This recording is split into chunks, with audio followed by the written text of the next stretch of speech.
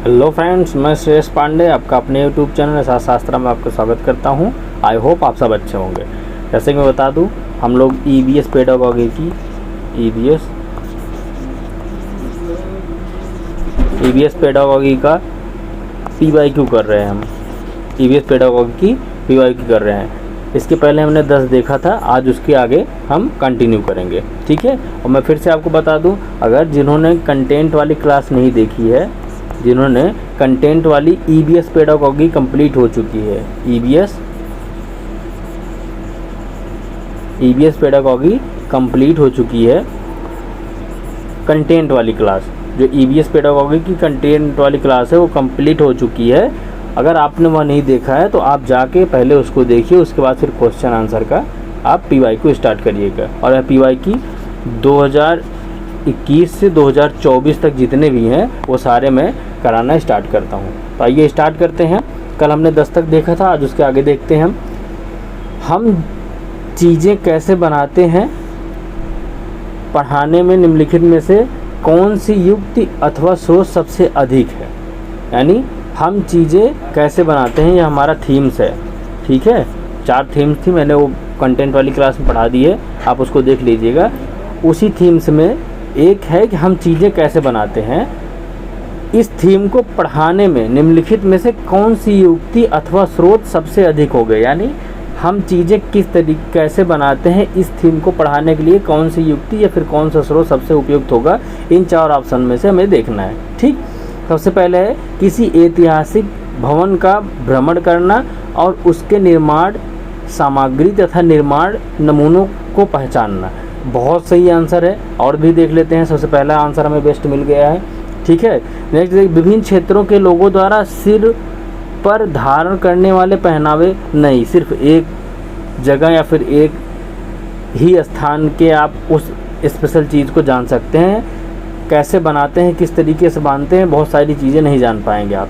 संदर्भ पुस्तकों से विभिन्न प्रकार के नहीं, ये भी सही नहीं है। खेत से संबंधित विभिन्न प्रकार के औजारों की आकृतियाँ चित्रों को विद्यार्थियों के साथ नहीं। सबसे इसमें जो सुटेबल आंसर है वो है किसी ऐतिहासिक भवन का भ्रमण करना। बिल्कुल, फील्ड ट्रिप कराइए, ठीक है, फील्ड ट्रिप कराइए। और उसके निर्माण सामग्री तथा निर्माण नमूनों की पहचानना, ठीक है, निर्माण नमूनों को पहचानना। यानी उसमें कौन कौन सी सामग्री यूज हुई है और कौन कौन से नमूने उसमें भवन में यूज हुए हैं, उनको जानना, ठीक है। नेक्स्ट देखते हैं हम कि तीसरी कक्षा के विद्यार्थी अपने परिवार के सदस्यों के विषय में सीखते हुए चौथी कक्षा में परिवार वृक्ष की ओर बढ़ते हैं तथा 5वीं कक्षा में परिवार परगमन के विचार की तरफ बढ़ते हैं। इस थीम में पाठचर्या का उपागम है। यानी तीसरी कक्षा में विद्यार्थी अपने परिवार के सदस्यों के विषय में सीखते हैं और चौथी कक्षा में परिवार वृक्ष की ओर बढ़ते हैं, यह सीखते हैं। 5वीं कक्षा में परिवार परिगमन के विचार की तरफ बढ़ते हैं, इस थीम को पढ़ता है। यानी पहले कुछ और सीखते हैं, फिर कुछ और सीखते हैं, फिर कुछ और सीखते हैं। यानी पहले छोटी चीज़ें सीखता है, फिर उससे बड़ी चीज़ें सीखना स्टार्ट करता है। तो इसमें पूछा गया है कि इसमें सबसे इस थीम का मतलब इस थीम में पाठचर्या उपागम है कौन सा, जो यह थीम बताया गया है उसमें कौन सा उपागम यूज किया गया है। ऑब्स्ट्रैक्ट टू कंक्रीट नहीं, अमूर्त की बात ही नहीं होगी इसमें। वैश्विक से स्थानिक हो सकता है, वैश्विक से स्थानिक नहीं, स्थानिक से वैश्विक होगा। यानी चीज़ें उसके सामने हैं, ठीक है, चीज़ें उसके सामने हैं और बढ़ती जा रही हैं चीज़ें। यानी ये मूर्त से अमूर्त होता तब भी सही होता, ठीक है, और स्थानिक से वैश्विक है तो ये चीज़ें आंसर इसका ये होगा, ठीक है। क्योंकि तीसरी कक्षा में यह सीख रहा है, चौथी कक्षा में यह सीख रहा है, 5वीं में यह सीख रहा है, ठीक।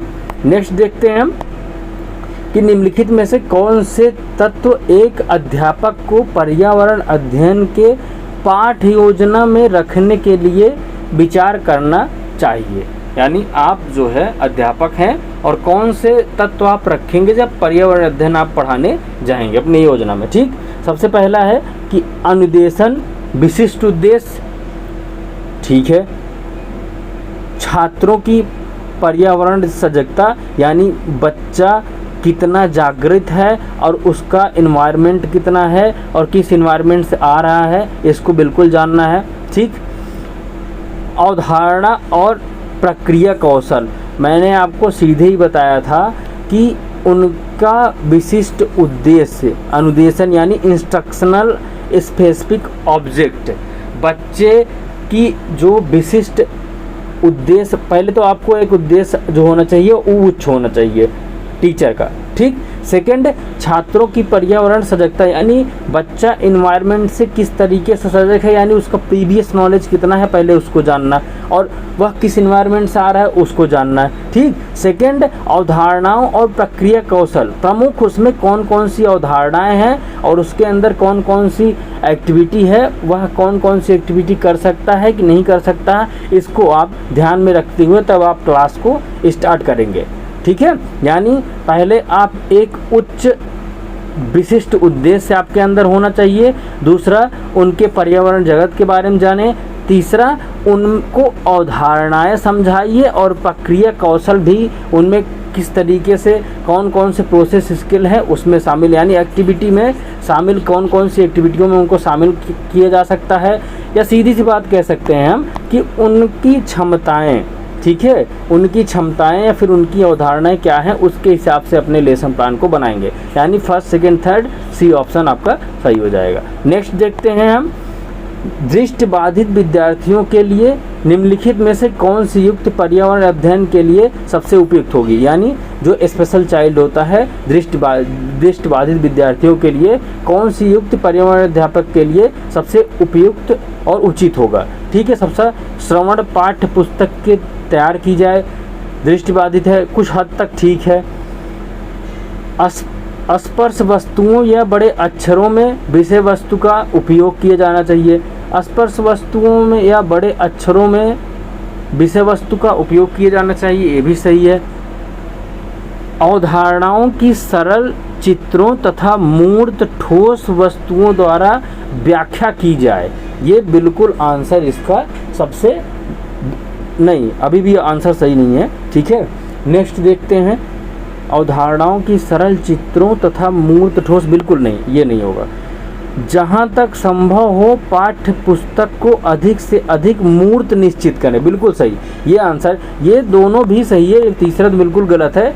लेकिन जो चौथा ऑप्शन है हमारा डी ऑप्शन है कि जहाँ तक हो सके, क्योंकि दृष्टिबाधित बच्चे कैसे मूर्त रूप से ही टच करके उनको स्पर्श रूप से ही छूकर महसूस करेंगे, तो आंसर कौन सा होगा कि ज़्यादा से ज़्यादा जहाँ तक संभव हो पाए जो भी चीज़ें पढ़ाएं उनको कैसे पढ़ाएं कि अधिक से अधिक मूर्त रूप से हों, ठीक, जिनको वह छू के महसूस कर सकें।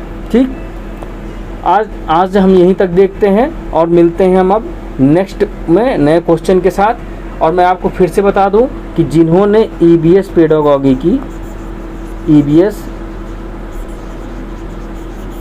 की